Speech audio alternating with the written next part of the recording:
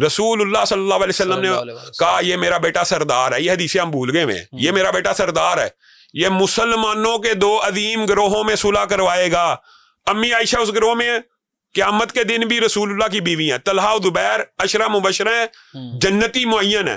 سیدنا امیر معاویہ جنتی معین ہے. یہ چاروں جہنم کی طرف بلانے والے تھے, یہ جہنم کی طرف بلانے والے تھے. حدیث کی تطبیق صحابہ کے اوپر کر دی, اور حقیقت میں جس نے قتل کیا وہ خارجی, جہنم میں کی طرف بلانے والا صحابہ کے دور میں ایک گروہ تھا, وہ خارجی گروہ تھا.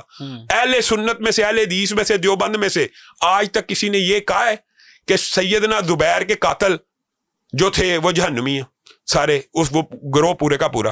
کسی آج تک کسی بندے نے کہا؟ حضرت علی کے سامنے سیدنا زبیر کا قاتل آیا اور حضرت علی کے سامنے سر پیش کر رہا ہے, اور حضرت علی کو کہہ رہا ہے دیکھو میں نے کتنا عظیم سپاہ سالار شہید کیا ہے. تو حضرت علی نے جواب میں کیا کہا تھا؟ تجھے جہنم کی بشارت ہو, تجھے جہنم کی بشارت ہو کہ میں نے رسول اللہ سے سنا تھا ہر نبی کا ایک حواری ہوتا ہے, زبیر اللہ کے رسول کے حواری ہیں. اب کوئی اس حدیث کی روشنی میں کہتا ہے سیدنا, وہ کون تھا؟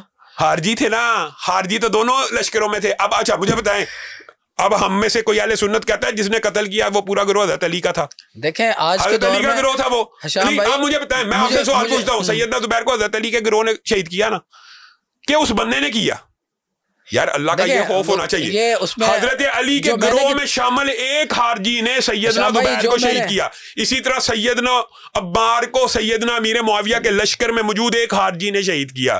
خارجیوں کا گروہ جہنم کی طرف بلانے والا تھا, نہ حضرت علی کا گروہ.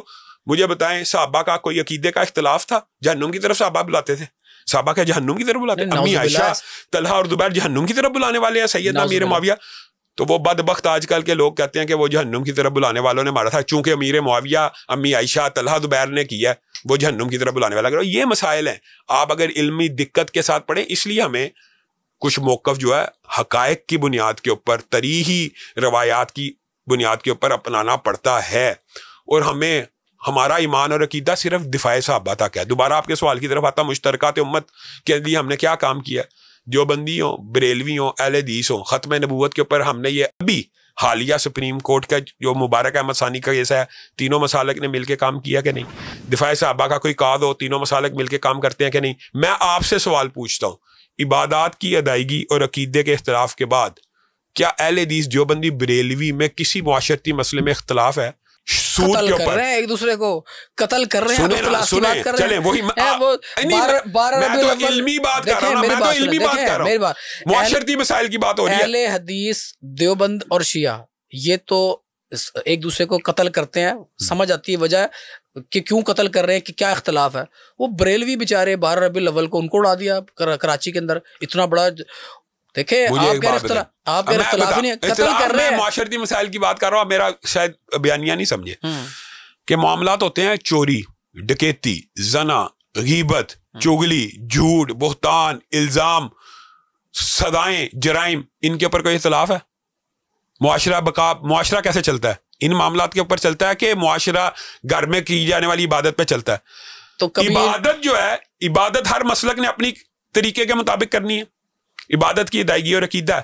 لیکن جو معاملات مشترکات ہیں, بے حیائی کیا کہتے تو وہ یہ ہے کہ شریعت میں ہے, پھر یہ کہنا چاہیے میرے مسلک میں ہے.